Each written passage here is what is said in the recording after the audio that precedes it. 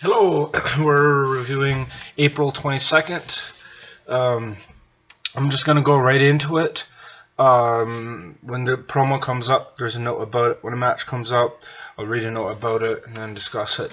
So format I'm going with right now, let me know if it works, or if it doesn't, that's fine. Whether I'm good or whether I suck. So Cody Rhodes cuts a promo claiming why he has the biggest reason for the TNT Championship. That's pretty much it for that. Then Darby Allin defeats Sammy Guevara for the TNT Championship Tournament quarterfinals match. This was a very competitive match. Darby's intensity really stepped up a few notches here and established his intensity. Insane type of personality, like the kind of lunatic weirdo, if that's a space to fill. Sammy showed quite a bit of endurance and amazing slams and grapples, but not a lot of confidence. Darby used a figure four roll-up pin in the end. It's kind of cool because he's like the guy's on his back, right, and he's got his legs up. So then you grab his legs and you put it in, and you get ready to like fall back and do the figure four. The only difference is you fall forward and flip over on your back, and you got the guy all rolled up, and you pin him that way. It's really cool. That was a pretty decent match, actually. I gotta say, I like that one. Then it was Kenny Omega versus Allin Angels. Man, oh man, this one was actually surprisingly good. This Allin Angels guy, if that was just an independent wrestler wrestling Kenny Omega to see how he should fit in with the company, or if he's good enough, then he would definitely have passed. Surprisingly, a long and very physical match, and Allin Angels was definitely not sold as a weak jobber at all. It's evident he is a full-time wrestler with the promotion and really showed a lot of promise. But Kenny Omega's intensity came to life, and he brutalized the Angels and got the victory with a Snapdragon, Powerbomb, Brainbuster, and then a running V-Trigger. I love the combo finishes, man. I love the combo finishes. Combo finishes are awesome. You gotta have that. 3.5 out of 5. That was really good. Really good. And then Scorpio Sky cut a promo on why he loves wrestling. Third match, Orange Cassidy versus Jimmy Havoc. Yes, this match. This one was interesting because Jimmy Havoc, when he was in this match, he did not constantly just grab chairs and throw you at the ring and crash you into stuff and just constantly screwing around like that. It seemed like he really had a very distracting, immediately effective type of offense. Like, what I wrote here is Jimmy Havoc... Jimmy Havoc dominated the match for quite a long time. Orange Cassidy managed a high intensity spot of high intensity impact and DDTs, and later managed to roll up pin Jimmy Havoc to get the victory.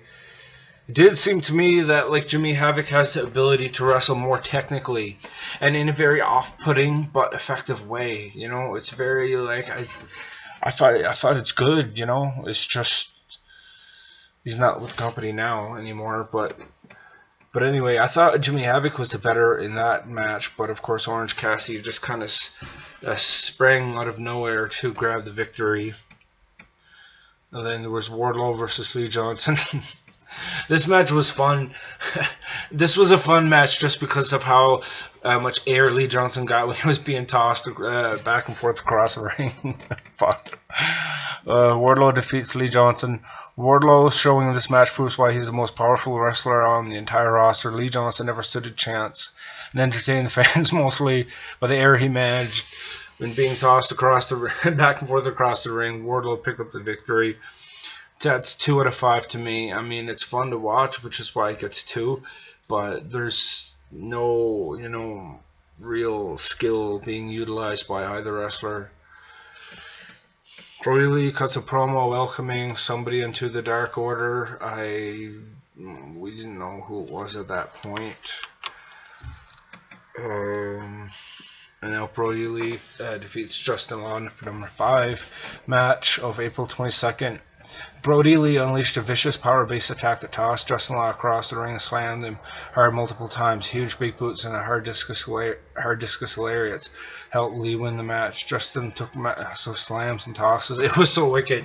That was wicked. I could swear that Brodie Lee at one point picked up Justin Law and he just friggin' powerbomb slammed him. Man, it was wicked. Oh. And then he half suplexed the guy and he like flipped in the air and landed on his stomach. Otherwise, he would have broke his neck. It was crazy. Holy shit. That was really fun.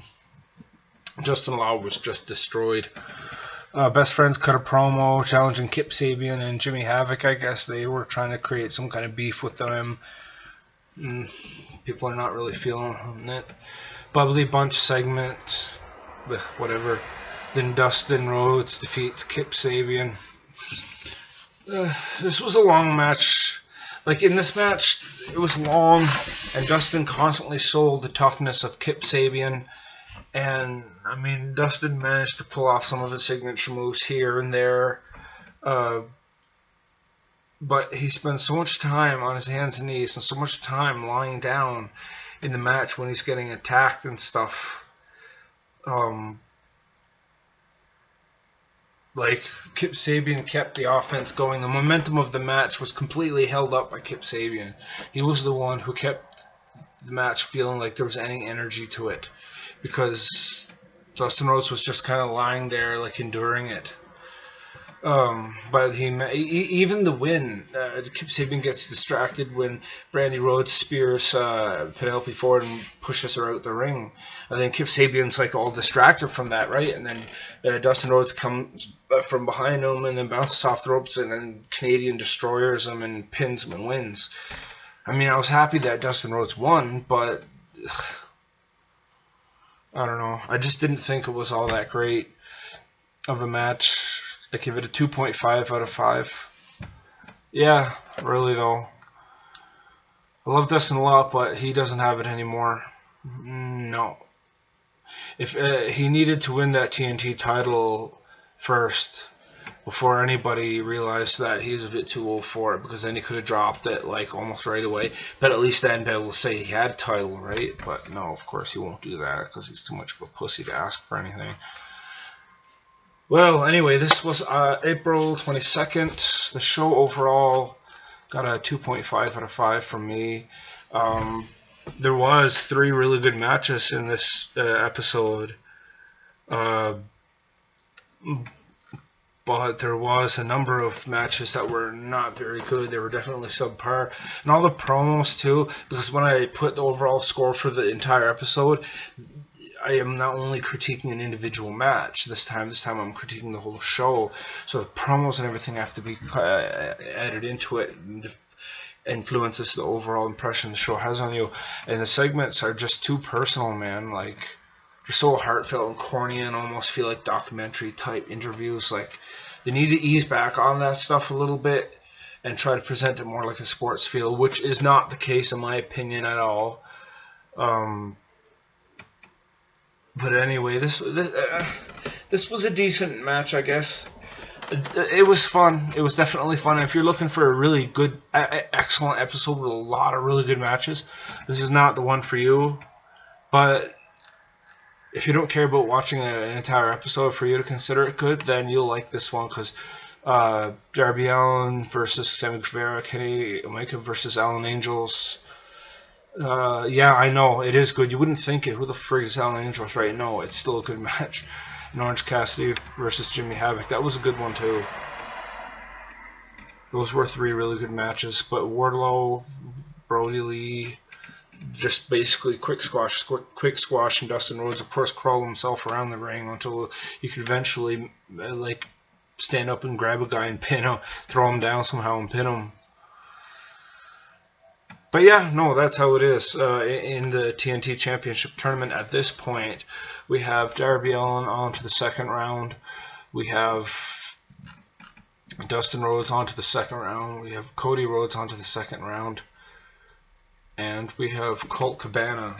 Lance Archer off to the second round.